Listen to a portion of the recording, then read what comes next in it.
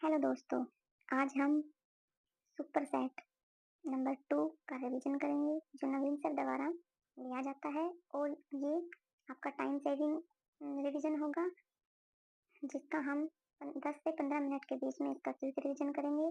अगर आपको मेरे द्वारा किया हुआ रिवीजन पसंद आता है तो प्लीज़ चैनल को सब्सक्राइब करें, वीडियो को लाइक करें और अपने यार दोस्तों में ज़्यादा से ज़्यादा इसको शेयर करें, चैनल को सपोर्ट करें ताकि आने वाले जो भी सीरीज हैं मैं उनको आपको रिवीजन ज़्यादा से ज़्यादा करवाऊँ। मुझे भी मोटिवेट मिलता है जब आप मेरे चैनल को सब्सक्राइब करते हो, वीडियो को शेयर करते हो, तो प्लीज़ इसको ज़्यादा से ज़्यादा शेयर करें। क्वेश्चन नंबर फर्स्ट है WWF प्रतिवर्ष अंतर्राष्ट्रीय बाघ दिवस मनाया जाता है।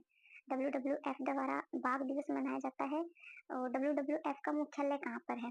तो इसका मुख्यालय हेडक्वार्टर ग्लैंड स्विट्जरलैंड में है और WWF का फुल फॉर्म है world wide fund for nature और इसकी स्थापना 1961 में हुई थी और इसका लोगो क्या है? विशाल पांडा है। ठीक है। WWF एक अपनी रिपोर्ट जारी करता है वो जो है लिविंग प्लेनेट रिपोर्ट। ये वर्ल्ड वाइड फंड द्वारा ये रिपोर्ट जारी की जाती है। और अंतर्राष्ट्रीय बाघ दिवस कब मनाया जाता है? 29 जुलाई को मनाया जाता है और पहली बार इसको मनाने की घोषणा 10 जनवरी 2010 को हुई थी, सेंट पीटर्सबर्ग सम्मेलन में हुई थी। ठीक है। और जो टाइगर प्रोजेक्ट है वो कब आया था? 1973 में आया था। ठीक है। नेक्स्ट है और 2023 में इसकी 50वीं वर्षगांठ मनाई गई थी और वर्तमान में बाघों की संख्या कितनी है? 3926 है। ठीक है। स्विट्जरलैंड में किस किस ऑर्गेनाइजेशन के हेडक्वार्टर है? स्विट्जरलैंड यानी जिनेवा में। तो WHO का है। WHO की स्थापना कब हुई थी? 7 अप्रैल 1948 में हुई थी और इसका हेडक्वार्टर भी कहाँ है? जिनेवा स्विट्जरलैंड में है। ILO का है, इंटरनेशनल लेबर ऑर्गेनाइजेशन। और रेड क्रॉस का जो रेड क्रॉस डे मनाते हैं वो 8 मई को मनाते हैं। WTO का वर्ल्ड ट्रेड ऑर्गेनाइजेशन 1995 में हुई थी इसकी स्थापना। अंकटाड का हेडक्वार्टर भी जिनेवा में है और विश्व बौद्धिक संपदा इसका भी हेडक्वार्टर जिनेवा में है। और विश्व मौसम संगठन और विश्व आर्थिक मंच इन सब का हेडक्वार्टर कहाँ पर है? जिनेवा स्विट्जरलैंड में है। ठीक है। नेक्स्ट क्वेश्चन है अवनी दोषी द्वारा लिखित पुस्तक कौन सी है? अवनी दोषी द्वारा बुक लिखी गई थी बर्न्ट शुगर। ये अवनी दोषी द्वारा लिखी गई बुक है। ठीक है। नेक्स्ट है कुछ इंपोर्टेंट बुक्स हैं और जैसे कि झुम्पा लाहिड़ी है, इनकी बुक है ये फेमस अनअक्सटेम्ड अर्थ बुक है वो झुम्पा लाहिड़ी की है। और एंटरप्रेन्योर ऑफ मेलोडीज ये भी झुम्पा लाहिड़ी की है। और in other words the name से एक रोमन स्टोरी जो कि 2023 में न्यू बुक आई थी इनकी। और वेहर अबाउट्स और द लोलैंड्स ये सब किसकी बुक है? झुम्पा लाहिड़ी की है। The God small things Arundhati Roy की है। और द इनहेरिटेंस ऑफ लॉस ये किरण देसाई की है। और डॉलर बहू सुधा मूर्ति की है। और द जॉय फैक्टर ये अनुजा चौहान की बुक है। ठीक है। क्वेश्चन नंबर थर्ड है एलका राडी नृत्य किस मुख्य रूप से किस राज्य में किया जाता है? तो ये नृत्य कौन से राज्य में किया जाता है? केरल में किया जाता है। केरल के और प्रमुख नृत्य कौन कौन से हैं? कथकली, मोहिनी अट्टम, तिरुवातिकली और गुड़िया अट्टम और चकियार कुथू, थेयम, वेल्लाकली। ये सब कहाँ के लोग नृत्य हैं? ये सब केरल के नृत्य हैं। कथकली, मोहिनी अट्टम, तिरुवातिकली, गुड़िया अट्टम, चकियार कुथू, थेयम और वेल्लाकली। ठीक है। ऐसे ही छत्तीसगढ़ के कुछ नृत्य हैं सुवा, नवरानी और पंडवानी। ठीक है। ये छत्तीसगढ़ के हैं और छत्तीसगढ़ के जो पंडवानी नृत्य हैं उनके मुख्य प्रमुख उनसे संबंधित कौन है? वो तीजन बाई है। ठीक है। उड़ीसा के कौन से हैं? घुमरा, पाला और दसकिया ये उड़ीसा के हैं। और मणिपुर के मैपी और नुपा ये मणिपुर के हैं। ठीक है। क्वेश्चन नंबर 4 है 2022 में पद्मश्री से सम्मानित पंडित शिवनाथ मिश्रा का संबंध किससे है? तो उनका संबंध किससे है? सितार से है। 2022 में पद्म पुरस्कार कुल 128 लोगों को मिला था। इसमें से 4 पद्म विभूषण थे और 7 पद्म भूषण थे और 107 पद्म श्री थे, जिनमें से जो शास्त्रीय से संबंधित है मेन वो है प्रभा अन्नी, जिनको पद्म विभूषण मिला था और ये गायिका है। और राशिद खान जिनको पद्म भूषण मिला था ये रामपुर सहसवान घराना से हैं। और कमलिनी और नलिनी अस्थाना कमलिनी अस्थाना और नलिनी अस्थाना ये कथक से हैं, इनको भी पद्मश्री मिला था। और साकर जानकी जो नाद सवरम से है इनको पद्मश्री मिला था। और आर मुथु कमनल ये थाविल से हैं, वाद्य यंत्र से हैं, इनको भी पद्मश्री मिला था। और एक के सिंह नटराजन की शहनाई से हैं, इनको भी पद्मश्री अवार्ड 2022 में मिला था। ठीक है, क्वेश्चन नंबर 5 है समक्का या सरलंबा जतारा, ये जो महोत्सव है ये कहाँ पर मनाया जाता है, और इसको मेदान जात्रा महोत्सव भी कहा जाता है, ये तेलंगाना में मनाया जाता है। ठीक है, और जल महोत्सव कहाँ पर मनाया गया है, ये मध्य प्रदेश में, और चाप चारकूट उत्सव ये मिजोरम में। ठीक है, क्वेश्चन नंबर 6 है किस देश ने टोक्यो पैरा ओलंपिक 2020 में सर्वाधिक स्वर्ण पदक जीते थे। तो टोक्यो पैरा ओलंपिक जो 2020 में होने थे, जो 2021 में हुए थे टोक्यो यानी जापान में, और इसमें फर्स्ट पर चीन था। ठीक है, और फर्स्ट पर चीन था, 96 गोल्ड जीते थे और टोटल 207 अवार्ड जीते थे।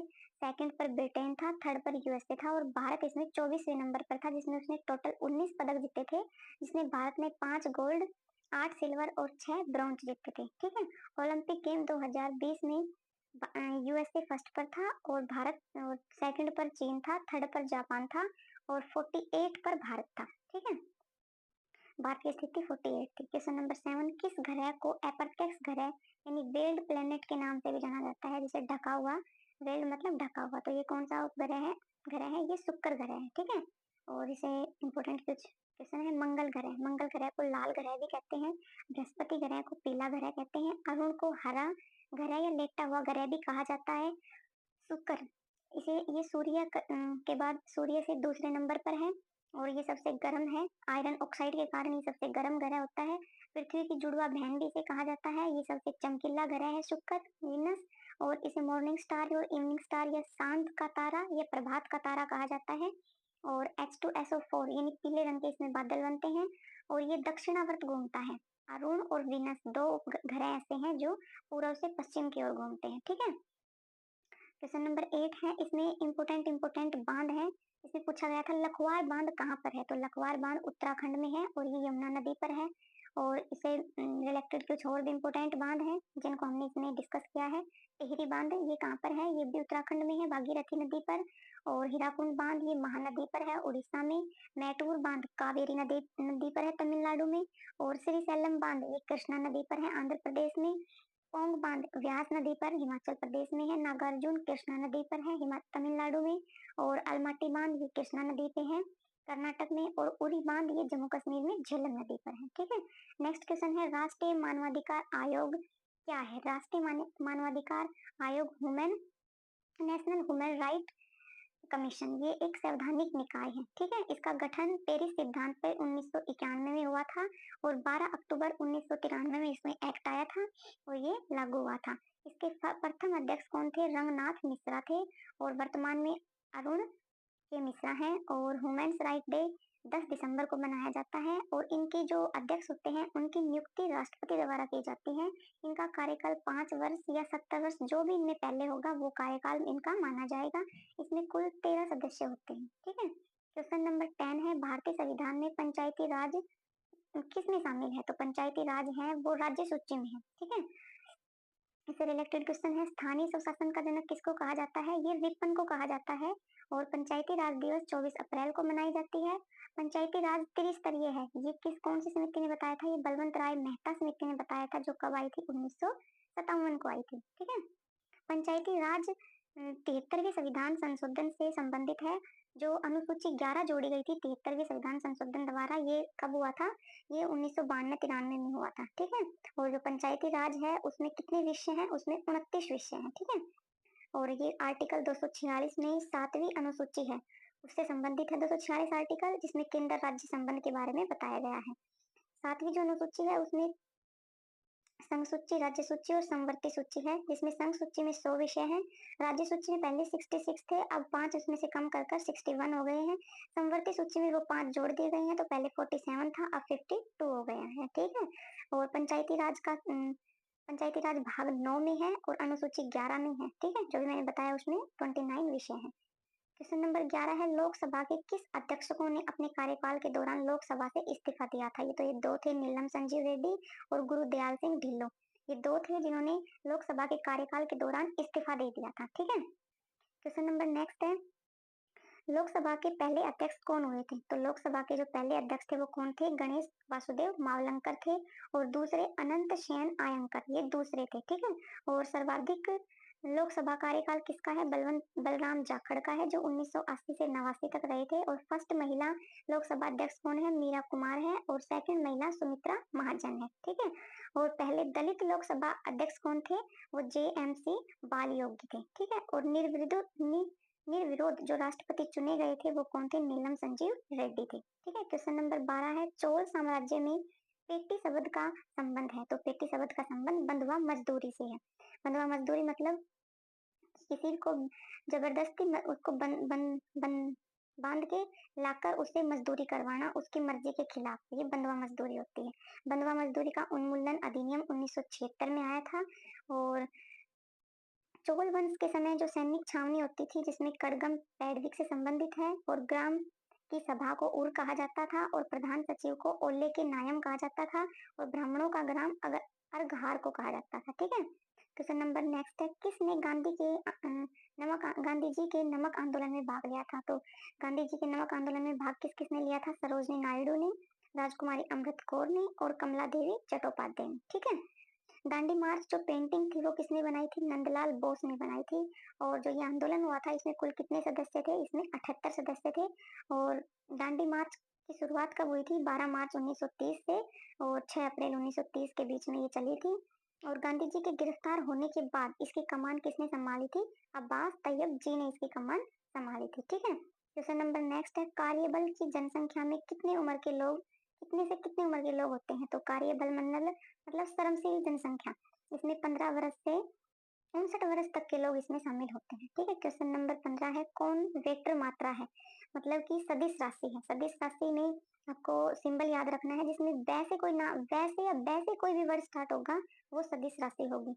जैसे कि बल, वेग, विस्थापन, त्वरण, आवेग, ये सब क्या होंगे? ये सदिश राशि होंगे। जिसमें दिशा और परिणाम होता है वो सदिश राशि होती है। ठीक है। सदिश राशि क्या होती है? जिसमें दिशा और परिणाम होता है। ठीक है। क्वेश्चन नंबर 16 है, मनुष्य में बुद्धि एवं चतुराई का केंद्र क्या है? तो सेरिब्रम, इसमें बुद्धि और चतुराई का केंद्र है।